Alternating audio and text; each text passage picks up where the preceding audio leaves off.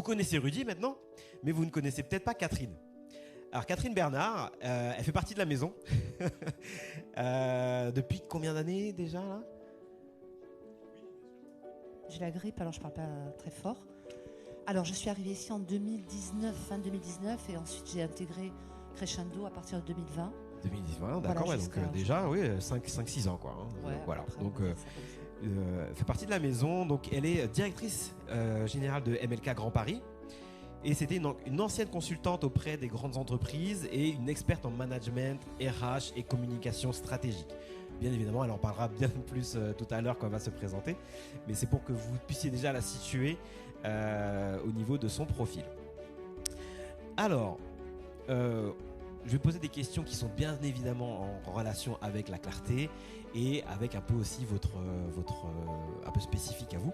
Hein. Déjà, une question un peu générale. À quel moment vous avez réalisé que vous aviez perdu de la clarté et qu'il fallait peut-être faire un vrai reset, un vrai relan. Une question pour nous, ça? Oui. D'accord. Celui qui veut. Honneur aux femmes. Allez, super. Alors c'est simple. De manière très résumée, j'ai compris que j'avais perdu la clarté quand j'ai quitté Dieu et l'Église à 17 ans. Après avoir eu un parcours normal d'enfant de chrétien, vraiment profondément convaincu. Et à 50 ans, quand tout a explosé dans ma vie, en fait, je me suis aperçue que j'avais une clarté professionnelle réelle, hein, avec des fonctions, des jobs plutôt à responsabilité et plutôt dans la réussite. Mais la vraie question, c'était quel a été mon combat.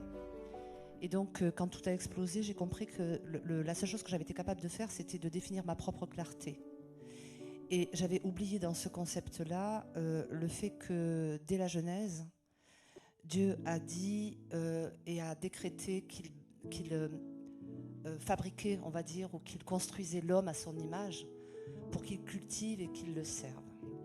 Et donc, quand je me suis aperçue que je n'avais rien bâti pour cultiver pour Dieu, là, ça a été une véritable révélation. C'était plus ma clarté terrestre, c'était la clarté divine, en fait. Hein.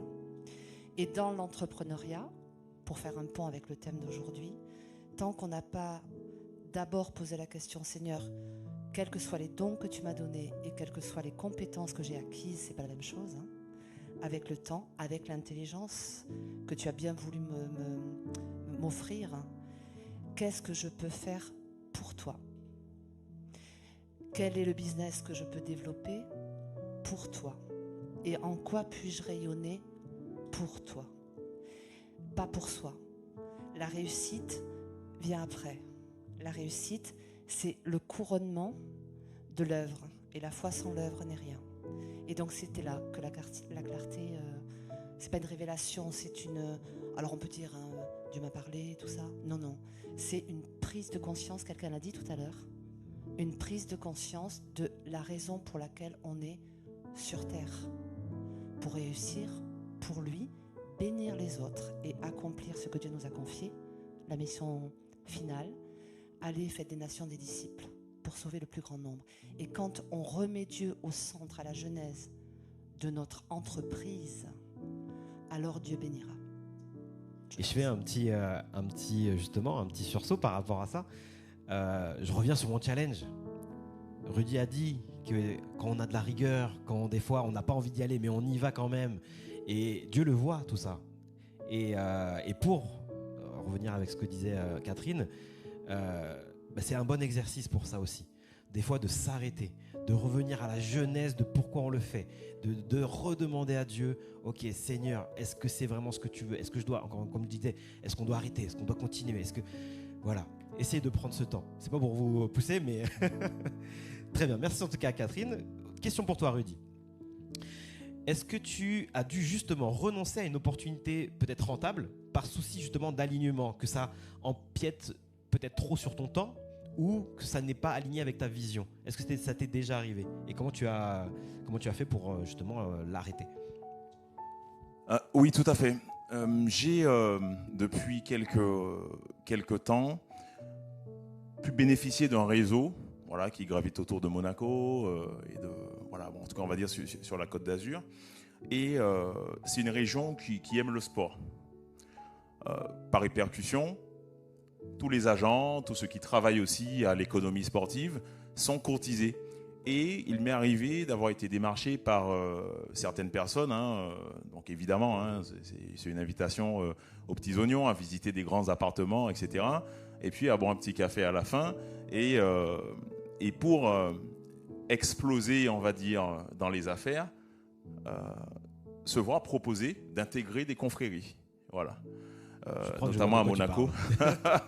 Notamment à Monaco, des gens qui connaissent effectivement tous les footballeurs, tous les gens qui peuvent donner accès en fait aux footballeurs. Et donc, évidemment, comment faire dans ces cas-là? C'est simple, l'esprit qui est en nous est plus fort en fait que l'esprit qui est dans le monde. Donc, dans tous les cas, c'est surprenant, c'est intéressant de se dire que en fait, ils voient la lumière, mais parce qu'ils voient cette lumière-là, justement, c'est eux qui ont besoin d'être éclairés. Et donc, dans ces cas-là, il ne faut pas avoir peur, en fait. Il ne faut pas avoir peur. Ils savent qui nous sommes. Nous aussi, on sait qui on est. En fait, on a l'ancrage spirituel, c'est super important. Donc, l'identité, comme je disais.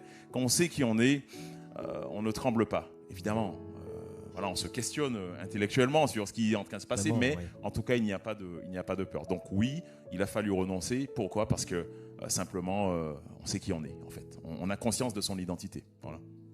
Merci beaucoup. C'est très vrai. Catherine, quel signe pour toi de ce que tu as perçu par rapport à tes années en effet d'accompagnement des grandes entreprises, etc. Mais quel signe concret qu'un business manque de clarté ?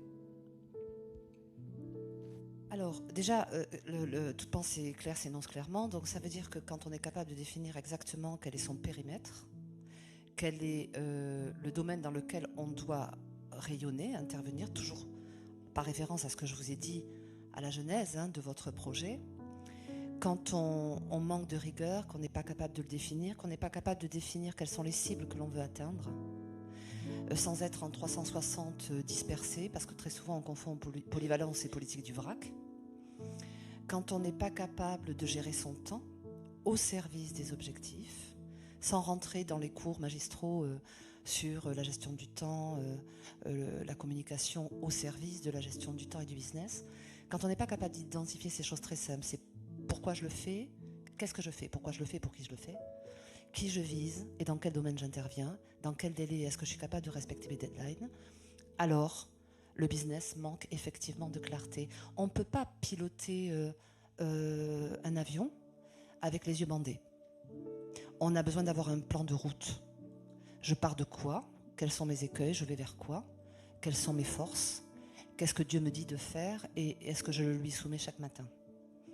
Et à ce moment-là, Dieu nous guide, c'est-à-dire qu'on laisse agir le Saint-Esprit en nous, même si on est soumis à la tension et aux aléas de la vie, etc.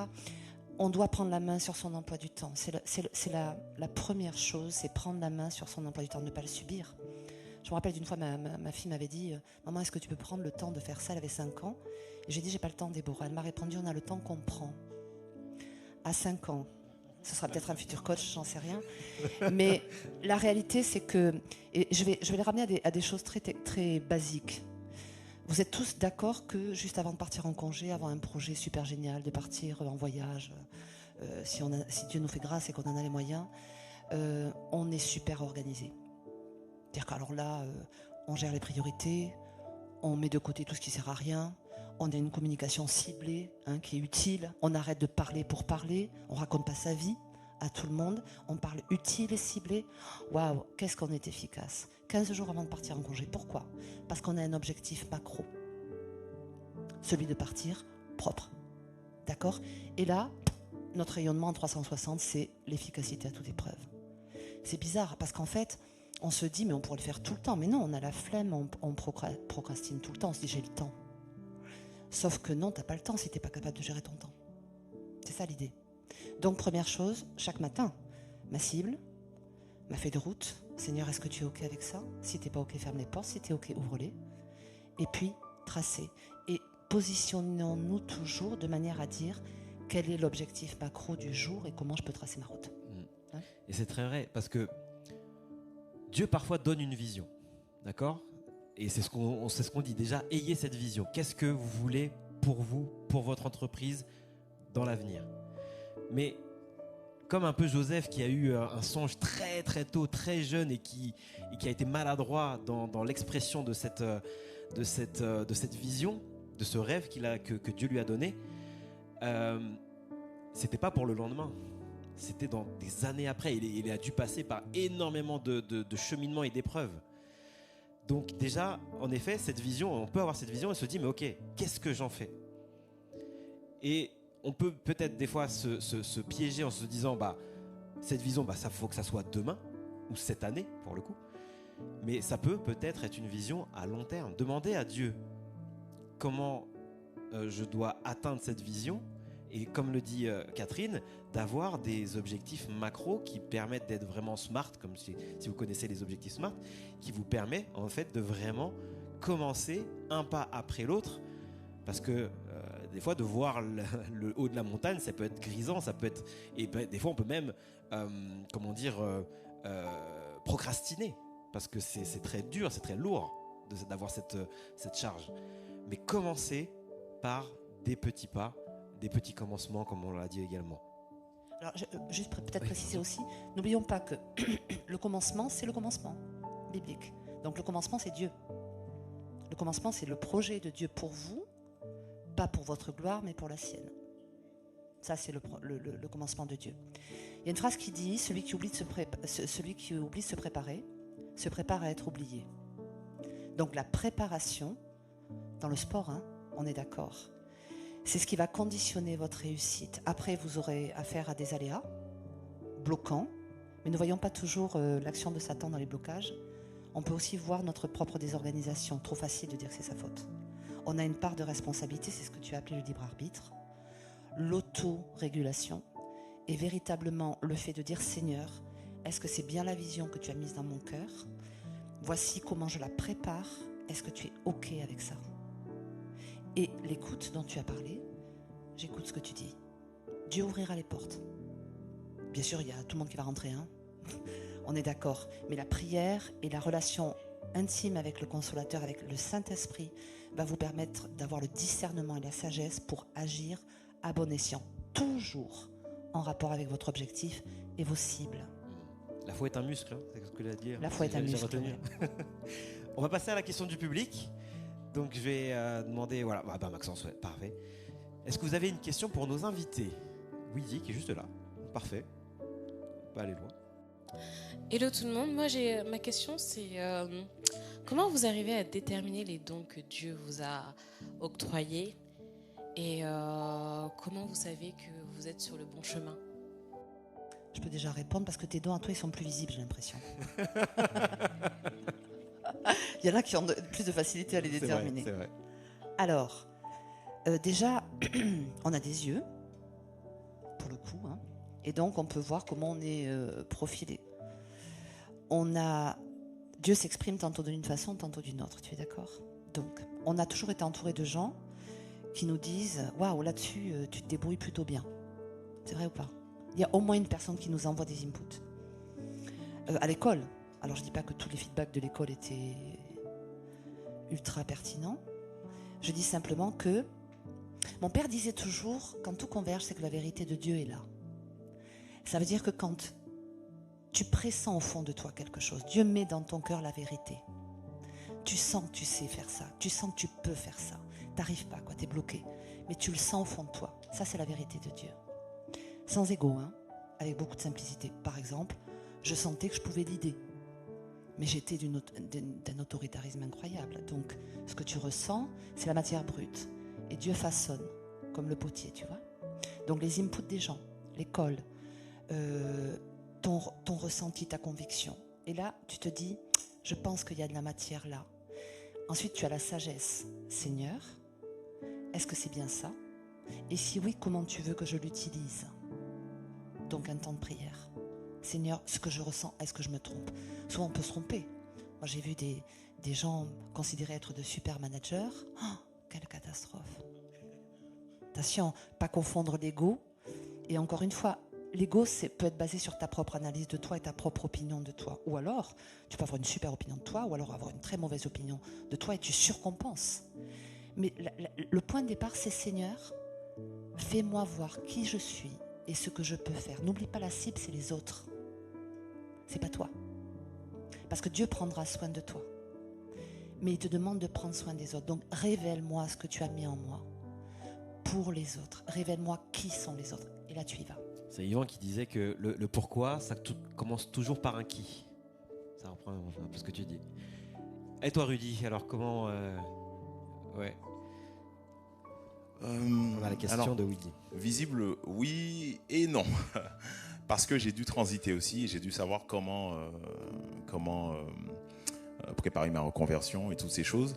Et donc, vous l'aurez compris, moi, je me base énormément sur l'étude de la parole de Dieu pour dégager des principes effectivement pragmatiques. Moi, je dis que il y a toujours le regard des autres, effectivement. Et pour certains, c'est évident, dès leur plus jeune âge. 3 ans, 5 ans, ils sont intéressés par les animaux. On sait qu'ils seront peut-être vétérinaires ou en tout cas dans ces domaines-là.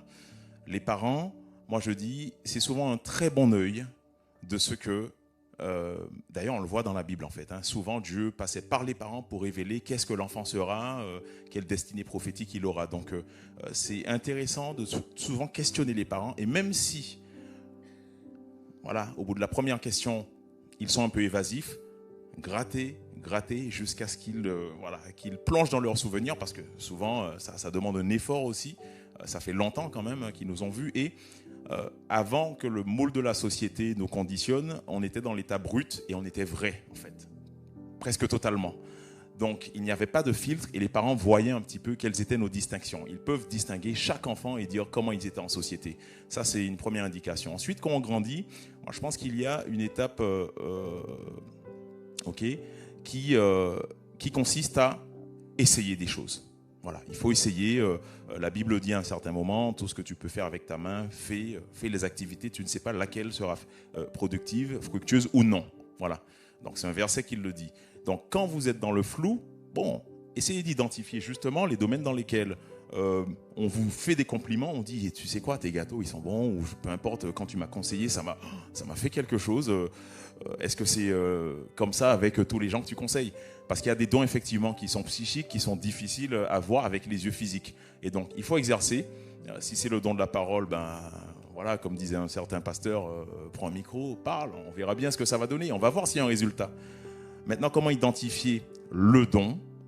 À mon avis, les dons sont transitoires en fait, parce que la finalité, effectivement, c'est pas de développer des compétences ou d'être bon dans quelque chose, c'est d'arriver là où Dieu voulait nous amener, qu'on comprenne tout et que des gens aient été bénis. Donc, il y a certains types de dons qui, comme on l'a vu avec Joseph, on n'aurait jamais pensé qu'il aurait appris le management en prison. Pourtant, c'était le même fil conducteur, le management. Okay? Donc, ce qu'il faut voir, c'est est-ce que le don est productif? Est-ce qu'il y a un grain qui porte 30? Si on voit que le rapport est de 1 pour 1, c'est peut-être pas un rapport divin. À essayer, pourquoi pas, mais voir aussi le type de rentabilité et voir est-ce que c'est peut-être une indication que Dieu donne quand on voit qu'il y a des résultats sans trop forcer, mais qui donnent des résultats, on va dire, extraordinaires pour les autres et pour soi aussi, parce qu'on en retire en fait une forme de jouissance. On est appelé à ça en fait, communiquer et transmettre. Donc on va le ressentir. Okay, donc il y a différentes étapes. Il faut tester et puis laisser aussi à Dieu le plaisir aussi d'organiser, d'orchestrer les circonstances comme il l'a fait pour moi et Ludo. Okay. Merci. Alors, on se dépêche parce que c'est vrai que le temps file quand même. Catherine, oui, selon ton expérience également, est-ce que c'est, selon toi, plutôt le mental, l'organisation ou la vision qui pose le plus souvent problème? Les 3, mon capitaine. L'organisation, c'est la conséquence. Le mental, c'est la capacité à se prédisposer à quelque chose que l'on a identifié et se préparer. La vision, c'est la genèse. Donc, à mon avis, c'est dans l'ordre logique et chronologique. Et en fait, pourquoi on peut se planter ou ramer, c'est parce qu'on n'est pas logique ni chronologique. On veut mettre la charrue avant les bœufs, réussir avant de démarrer. Or, ce qui est important, c'est ce que tu as dit, c'est la course. C'est qu'est-ce que je veux faire et les moyens que j'y mets, toujours sous le regard de Dieu. C'est ça l'idée. Je ne sais pas si j'ai répondu à ta question. Carrément. Mais Ouais. la réalité, c'est que tant qu'on n'est pas dans un ordre... vous savez, quand bien même on veut faire le tour de la Terre, ça commence toujours par un premier pas. D'accord ? Je redis, le premier pas, c'est la Genèse. Les principes fondamentaux de l'organisation d'une entreprise sont parfaitement bibliques. Le principal entrepreneur est Dieu. Toutes les connaissances en matière managériale et de construction sont bibliques. Tout est fait dans l'ordre. Il n'est pas dit dans la Genèse, il a commencé par faire l'homme et puis après, tant qu'à faire, il s'est demandé si une terre pouvait exister pour porter les pieds de l'homme. Il a procédé dans l'ordre. Il a dit, qu'est-ce que je veux ? Il a identifié, je veux bénir. Je veux faire un homme à mon image qui me serve. Donc, l'objet est le service du royaume de Dieu. Et ensuite, il a mis les moyens. L'eau, la terre, cultiver la terre. Il a donné des instructions. Donc, ça s'appelle de la délégation. Quand tu es seul, tu délègues à toi-même. Et quand tu n'es pas seul, tu délègues à des tiers. Donc, si tu veux savoir, ou si on veut savoir comment monter une entreprise, on lit Genèse. Et là, c'est d'une clarté absolue. Voilà, je ne sais pas si j'ai répondu à ta question. Très bien, merci beaucoup, et tout à fait. On va repasser à la question du public, si vous avez des questions. Il y a une main qui s'est levée là-bas.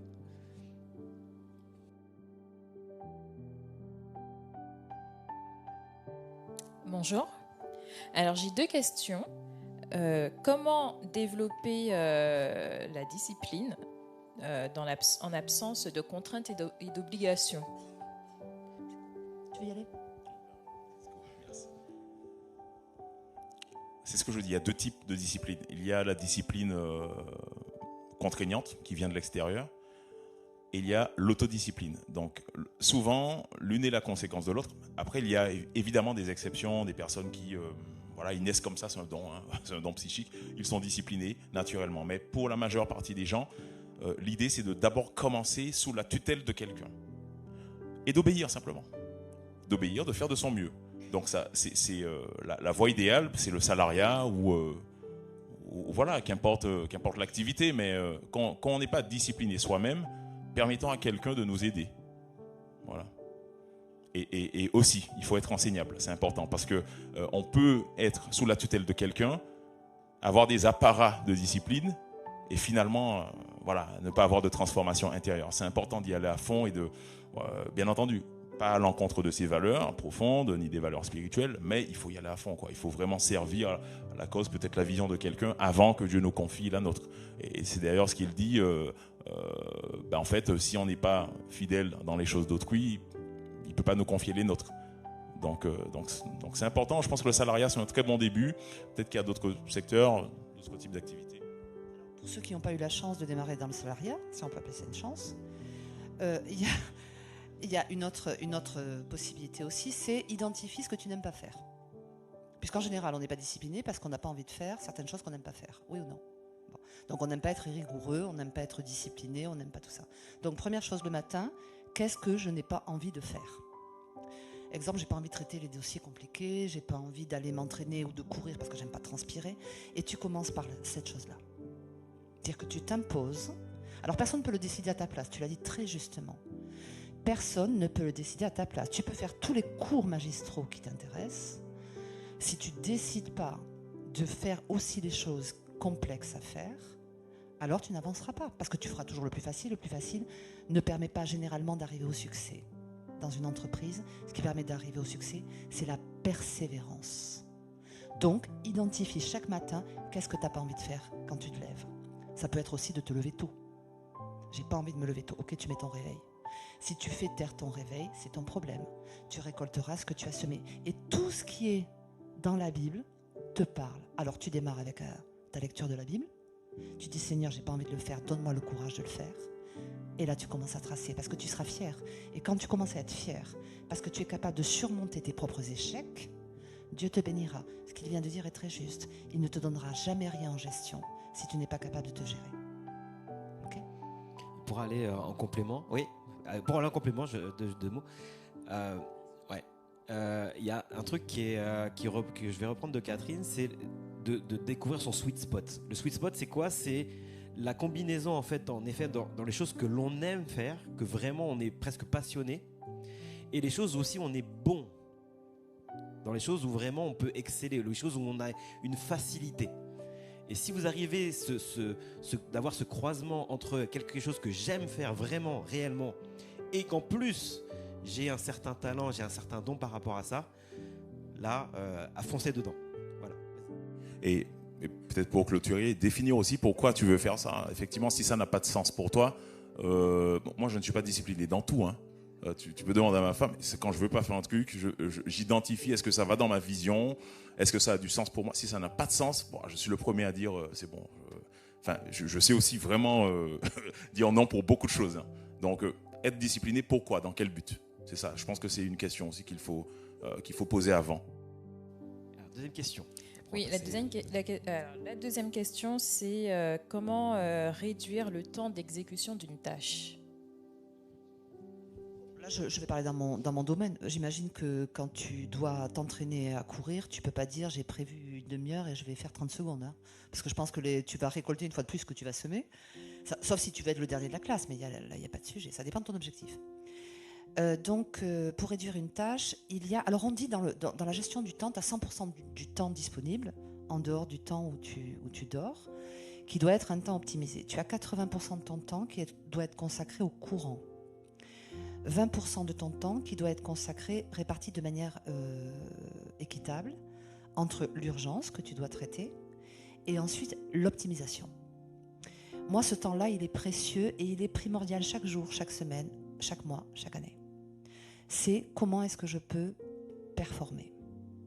Et pas pour ma gloire, mais pour aller plus vite et surtout aller à l'essentiel. Alors, je vais te donner un exemple très simple. J'ai beaucoup travaillé, même si j'ai 59 ans aujourd'hui d'ailleurs, j'ai beaucoup travaillé avec l'informatique, etc. Ça, je ne suis pas du tout compétente en paramétrage, etc. Mais je sais utiliser les outils. Donc, je vais chercher toujours l'outil qui va me simplifier la vie. Ça fait quelques années maintenant, c'est assez récent quand même, l'intelligence artificielle. Je vais chercher tout ce qui peut me permettre de travailler vite pour structurer, organiser et me reconsacrer à l'essentiel. D'accord ? L'essentiel de ce que je veux faire en fonction de l'objectif que je me suis fixé, de la journée, du mois, de l'année, de ce que tu veux. D'accord ? Mais il faut pas s'installer dans un confort de je fais ce que je sais faire et je n'essaie pas de voir ce qu'il y a autour de moi qui peut servir mon objectif. Moi, c'est l'intelligence artificielle, par exemple, aujourd'hui, mais demain, ça peut être autre chose. Sous réserve, bien sûr, que tu prennes la main dessus et que tu fasses pas n'importe quoi. Mais en toute circonstance, te dire quelle est la solution concrète qui existe, qui peut m'aider à optimiser ce que je fais. Donc, tu dois déterminer dans tes actions ce que tu fais, qui te prend du temps, qui est chronophage, et ce sur quoi tu peux t'appuyer pour optimiser cette partie-là. Donc, dans tes 20% de temps d'optimisation, tu dois dire, ça c'est chronophage, je l'identifie, je l'écris sur un papier. À partir du moment où tu as écrit, tu détermines ton périmètre. Quelle est la solution ? Si tu ne la connais pas, tu poses la question. Il te l'a dit. Allez chercher l'info là où elle est. Consultez pas l'ignorant, consultez celui qui sait.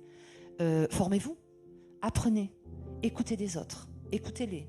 Écoutez Dieu, ça c'est la Genèse, je renvoie toujours à la Genèse. Bref, va chercher l'info que tu n'as pas là où elle est. Ok ? Moi, ce que je retiens dans ce que tu dis, c'est soyons intelligents sur la fainéantise. Absolument. Les règles, c'est pour les feignants notoires que je donne là, dont je fais partie. Question pour toi, Rudy. Qu'est-ce que le sport, surtout de haut niveau, t'a appris en fait sur la gestion du doute et de la fatigue mentale ? Alors, très intéressant parce que j'ai dans le siège des émotions, je ne l'ai pas dit, mais qu'est-ce qu'on fait quand on rate un shoot ?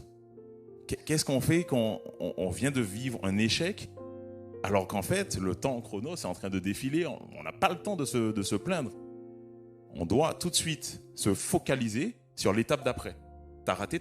Mais qu'est-ce que tu veux que... Enfin, je peux rien changer. L'action est dans le passé. Donc, l'idéal dans tout ça, c'est... Donc, évidemment, hein, quand on joue, on est dans un cadre. On a un objectif, on a une vision. La vision, c'est d'être champion du championnat. L'objectif, c'est de gagner le match. Et donc, on est dans un cadre, on joue dans un terrain. Donc, vous voyez que tout ça a été défini au préalable. Maintenant, au quotidien, qu'est-ce qu'on fait quand on a un échec ou n'importe quoi ? Bon, on n'a pas le temps de se complaindre. Il faut tout de suite... ok, ça n'a pas marché là, on continue d'explorer en fait. Dieu a fait de nous aussi des explorateurs. Il avait mis aussi certaines surprises, certaines pépites qu'on allait trouver au sol. On dit qu'Abraham, il a creusé des puits. C'est comme ça qu'il est devenu riche, qu'il a trouvé de l'or, etc., des minerais. Je ne le précise pas, mais bon, ça fait l'objet de mon deuxième livre. Mais en tout cas, c'est comme ça qu'on dit qu'il était très riche en or et en argent. Où il l'a trouvé, il explorait, il creusait des puits. Donc, on n'a pas le temps de trop se complaindre. Et puis, maintenant, il faut surmonter en fait en diminuant l'aspect émotionnel. Je sais qu'il faut prendre en compte ces émotions, mais souvent les émotions, quand elles sont alimentées par une mauvaise réserve de connaissances, ça crée la peur. Donc il faut avoir une réserve de connaissances qui est alimentée par la foi, par la Bible, par les versets, par la vraie vérité en fait. Et c'est à partir de là qu'on voit si une émotion est néfaste ou pas. Donc comment on fait au niveau du mental? Moi, il y a un ami qui me disait, écoute, tu sais quoi, s'il neige, il n'y aura personne. Il n'y aura personne, donc dis ça, préviens l'organisateur. Je lui dis, écoute, moi, mon planeur, celui qui fait mon planning, c'est Dieu. Et même s'il neige, si Dieu a prévu que je sois là, c'est lui qui a organisé le planning, même s'il neige, il y aura du monde. Et les gens qui seront là, ils seront là. Donc je n'ai pas à m'inquiéter, en fait, de ce qui n'est pas de ma responsabilité. Donc il faut savoir se décharger mentalement aussi de ce qui n'est pas de notre responsabilité. Voilà. Merci d'être là. Ouais, merci. Merci. Une dernière question du public et on va arrêter la table ronde.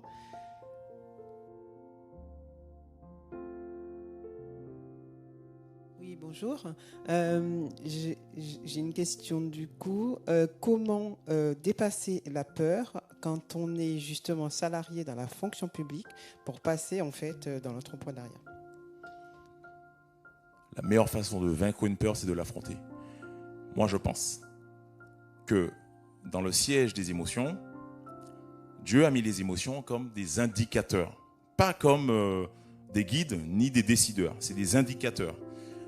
Donc, le fait de ressentir la peur montre tout simplement qu'on a envie en fait, qu'on aspire à quelque chose, mais que ça va nous faire sortir de notre zone de confort.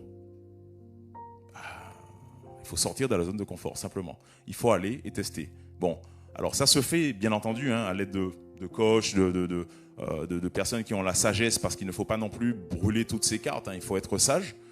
Ça se fait souvent de manière transitoire et progressive. Et moi, je dis, si vous avez peur de cette chose-là, la meilleure façon de la vaincre, c'est d'aller la tester. J'ai un témoignage d'une personne de ma famille avec qui on discutait récemment.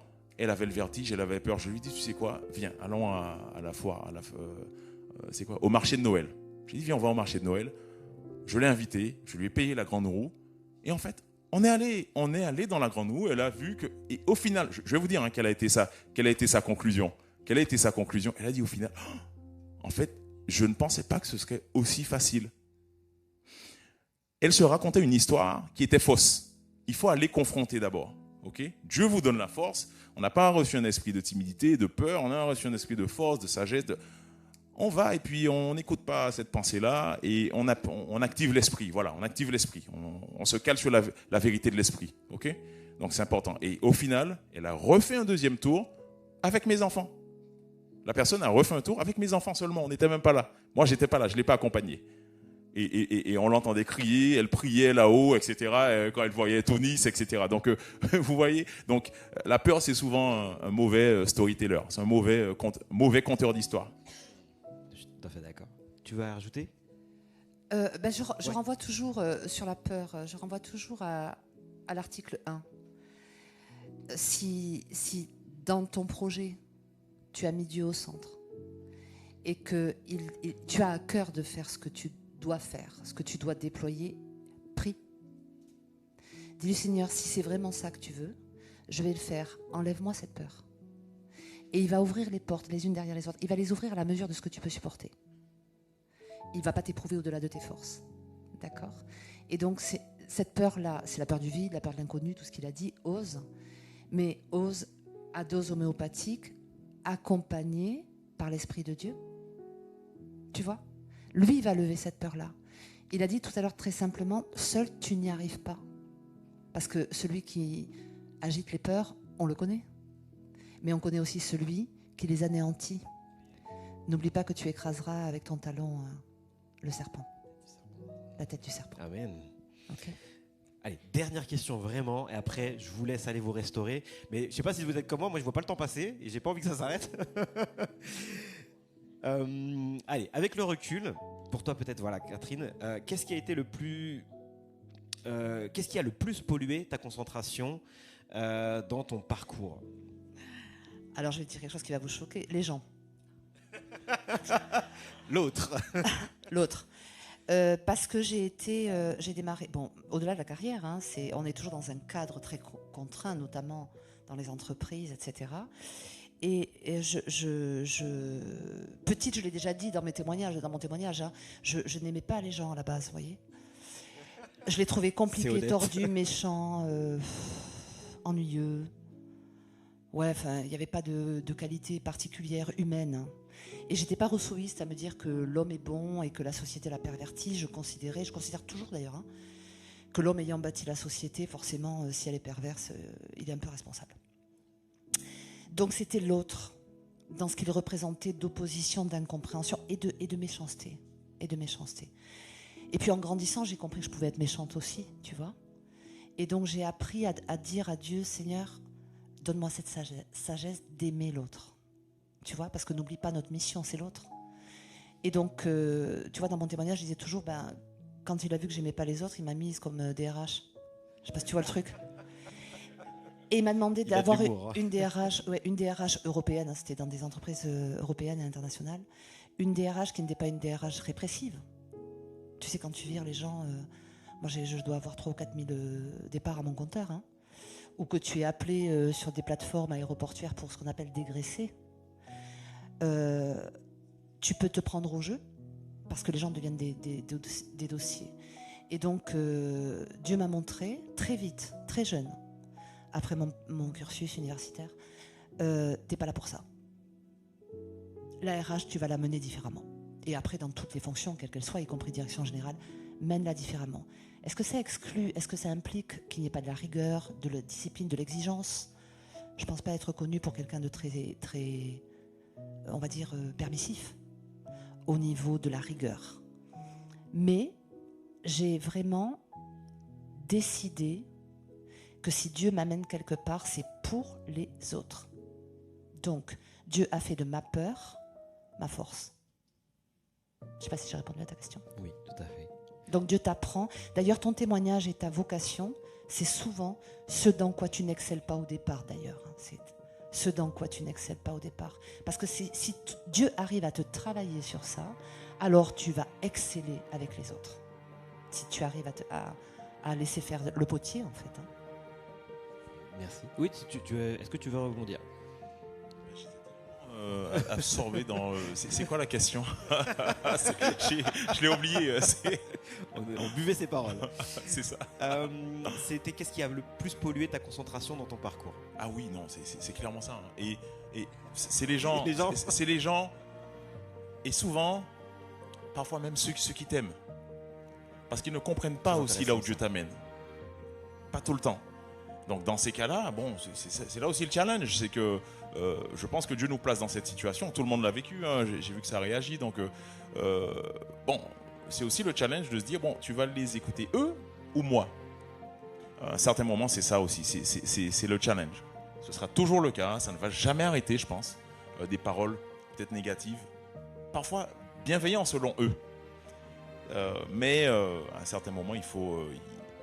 en fait, je pense qu'il n'y a pas mieux que nous-mêmes pour comprendre ce que Dieu nous dit. Voilà. Il y a une relation individuelle avec chacun. N'attendez pas à être compris de tout le monde.